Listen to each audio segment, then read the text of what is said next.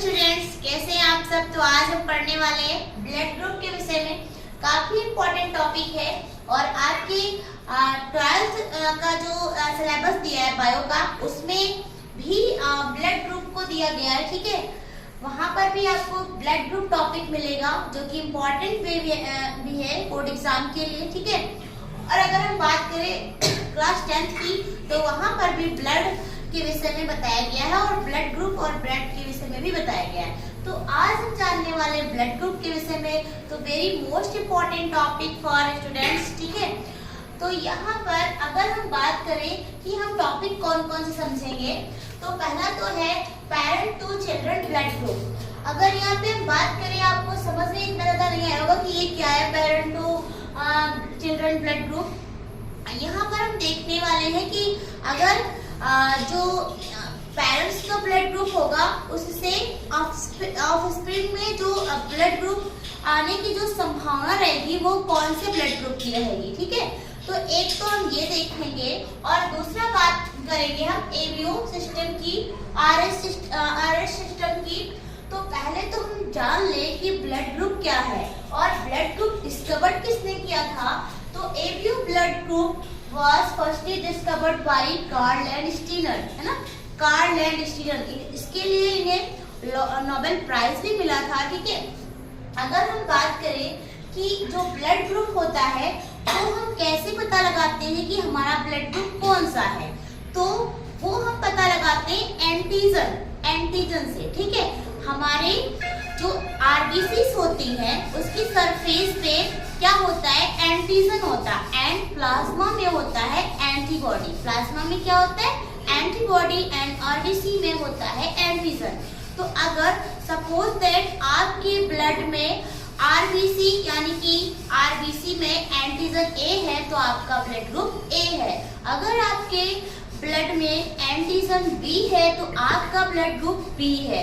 अगर एंटीजन दोनों है ए एंड बी तो आपका ब्लड ग्रुप ए बी है। और अगर आपके ब्लड ग्रुप में कोई भी एंटीजन नहीं है तो आपका ब्लड ग्रुप ओ है। ठीक है, अब अगर हम बात करें, मैंने एंटीबॉडी तो बताया ही नहीं, तो अगर हम बात करें एंटीबॉडी की, तो यहाँ पर सबसे पहले अंदर ये है, यदि किसी व्यक्ति के शरीर में ब्लड ग्रुप का कोई एंटीजन उपस्थित हो, सपोज दैट ब्लड ग्रुप में एंटीजन ए है, तो अगर वहां पर एंटीबॉडी सेम हो जाएगा यानी कि सेम ए ही हो जाएगा, तो ये आप देख रहे होंगे कि जो एंटीजन ए पर जो संरचना बनी है, ये आप देख रहे हैं, यही संरचना एंटीबॉडी में भी बनी है और ये फंसने वाली है, इसमें जाके फंस जाएगा। ये जाके अगर यहाँ पर ये है तो ये ऐसे आके यहाँ फंस नहीं जाएगा, ऐसे है ना, तो आप ये देख रहे हैं यानी कि फंस जाएगा। तो अगर सेम एंटीबॉडी हो जाएगा, अगर एंटीजन ए है और सेम एंटीबॉडी ए हो जाए तो ब्लड ग्रुप का बहाव नहीं होगा, यानी कि वो रुक जाएगा, सर्कुलेट नहीं होगा और जो है हमारा सर्कुलेशन यानी कि ब्लड ग्रुप जो कह ले एंटीबॉडी बी नहीं हो सकता, एंटीजन ए अगर है तो एंटीबॉडी ए नहीं हो सकता, बी होगा, यानी कि सेम एंटीजन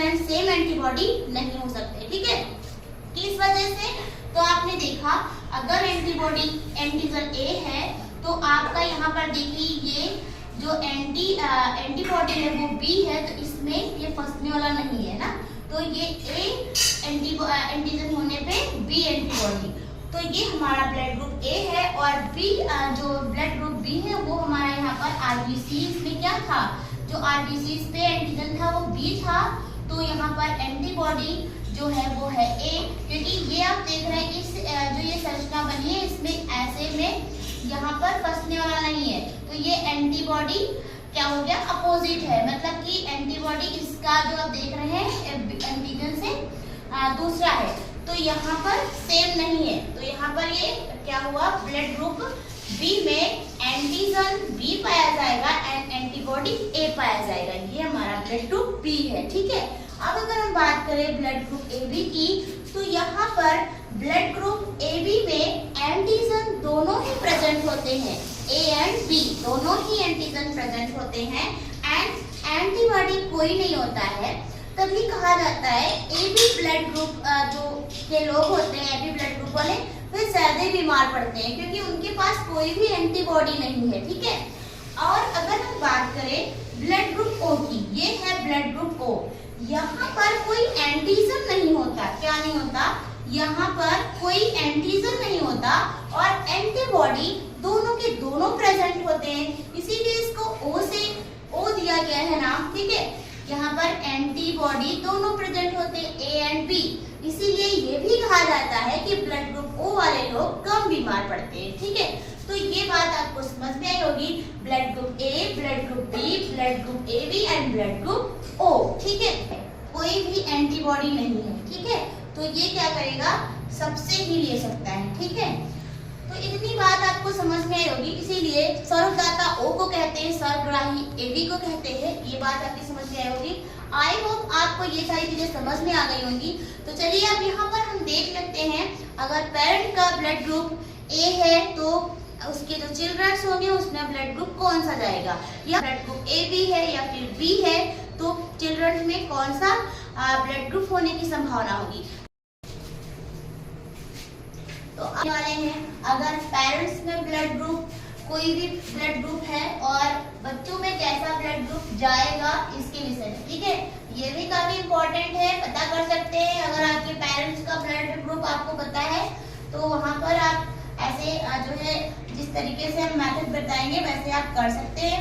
और वैसे अगर हम बात करें कि ब्लड ग्रुप की जो ब्लड ग्रुप टेस्ट होता है कैसे पता करते हैं, तो वहाँ पर भी अगर आपने आरबीसी, अगर ब्लड ग्रुप को अगर आपने माइक्रोस्कोप से देखा, वहाँ पे आरबीसी में जो एंटीजन पाया जा रहा होगा वही अगर एंटीजन जो आरबीसी पे एंटीजन पाया जा रहा होगा वही आपका ब्लड ग्रुप हो जाएगा, ठीक है। तो ये चीज तो आप अच्छे से जान समझ रहे होंगे। तो अगर सपोज तो यहाँ पर आप देख सकते हैं हमने ब्लड ग्रुप ए लिया हुआ है, ठीक है। तो अगर पेरेंट्स का ब्लड ग्रुप ए है और ये आप यहाँ पर क्रॉस करवाने के लिए ओ को रख सकते हैं साथ में, ठीक है। वो अगर बी ब्लड ग्रुप ले रहे हैं वहां पर भी रख सकते हैं। तो जैसे कि ए ब्लड ग्रुप पेरेंट का है तो यहाँ पर ए का ए से करवाया है तो ये निकल के आ रहा है, और फिर ए का ओ से करवाया है तो इधर ये निकल के आ रहा है, फिर ओ का ए से करवाया तो इधर ये निकल के आ रहा है, फिर हमने क्या किया यहाँ पर ओ का ओ से करवाया तो ये निकल के आ रहा है। अब यहाँ पर आप एक एक कट कर सकते हैं, ठीक है। तो यहाँ पर ए और ओ, तो आप ये देख रहे हैं कि तीन यहाँ पर ए और एक ओ है, तो ये 75% ओ ए का और ओ 25%, यानी कि चिल्ड्रन में 75% ए ब्लड ग्रुप होने की संभावना है और 25% ओ ब्लड ग्रुप होने की संभावना है, ठीक है। तो ये चीज समझ में आई होगी। ऐसे ही अगर सपोज दैट यहाँ पर बी हो तो बी का आप यहाँ पे ऐसे ही कर सकते हैं, ठीक है। ये फिर से और यहाँ पर अब यहाँ पे आप देख सकते हैं ये बी में भी अगर बी ब्लड ग्रुप है पेरेंट्स का तो चिल्ड्रन में 75% बी होने की चांसेस है और 25% ओ होने की चांसेस है, ठीक है। तो ये चीज भी समझ में आई होगी।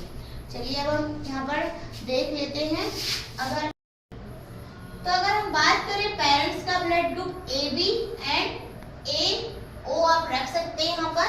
अब इनके बीच हम क्रॉस करवाएंगे तो ए का अगर हम ए से करवाते हैं तो यहाँ पर ए, ठीक है। अब यहाँ पे क्या होगा, फिर से ए का आप कराएंगे ए ओ, ठीक है।